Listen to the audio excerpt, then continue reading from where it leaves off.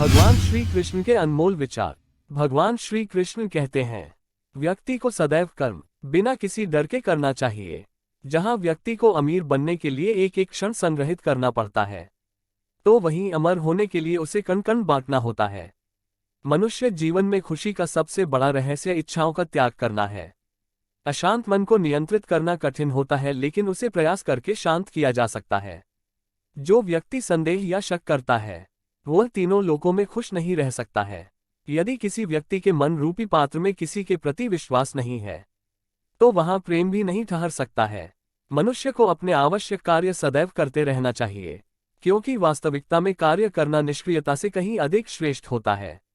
जो व्यक्ति बुद्धिमान है और समाज के लिए कार्य करना चाहता है, उसे बिना आसक्ति के कार्य को निष्पादित करना चाहिए। जो व्यक्ति अपने कर्मों में आनंद की अनुभूति प्राप्त कर लेता है, वह जीवन में पूर्णता की प्राप्ति कर लेता है।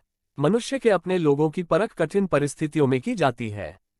उसी दौरान उसे ज्ञात होता है कि कौन उसका अपना है और कौन पराया।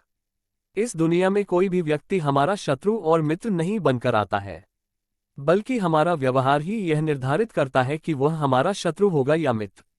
जब आप किसी अच्छे इंसान के साथ विश्वासघात करते हैं या उसे धोखा देते हैं, तो ये हीरे का त्याग करके पत्थर को अपनाने जैसा है।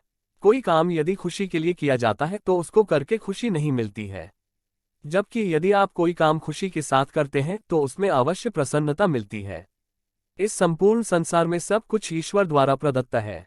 ऐसे में यदि आप किसी जीव को चोट पहुंचाते हैं तो आप मुझे कभी खुश नहीं कर सकते हो। अगर बुरे लोग समझाने मात्र से सुधर जाते तो कदाचित महाभारत का युद्ध नहीं होता। अगर कोई व्यक्ति जो अधिक हंसता हो और अधिक बोलता हो, लेकिन यदि एकाएक वह चुप हो जाए तो समझ लेना वह अंदर से टूट चुका है। किसी भी व्यक्ति के भरोसे का अंत करके कभी भी अवसर का लाभ नहीं उठाना चाहिए। जीवन में प्रेम ही ऐसा योग है जिसमें कभी वियोग नहीं होता। इसका अंतिम चरण मिलन होता है।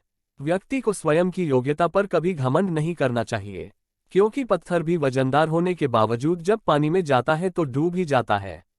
ईश्वर अगर किसी मनुष्य को उसके भाग्य से मिलवाने में काफी इंतजार करवाते हैं, तो समझ लेना कि उस व्यक्ति को उससे अधिक मिलने वाला है जितना कि उसने ईश्वर से मांगा है। जीवन ना भविष्य है और ना भूतकाल। जीवन तो केवल इसी पल की कहानी है जो आप अभी जी रहे हो।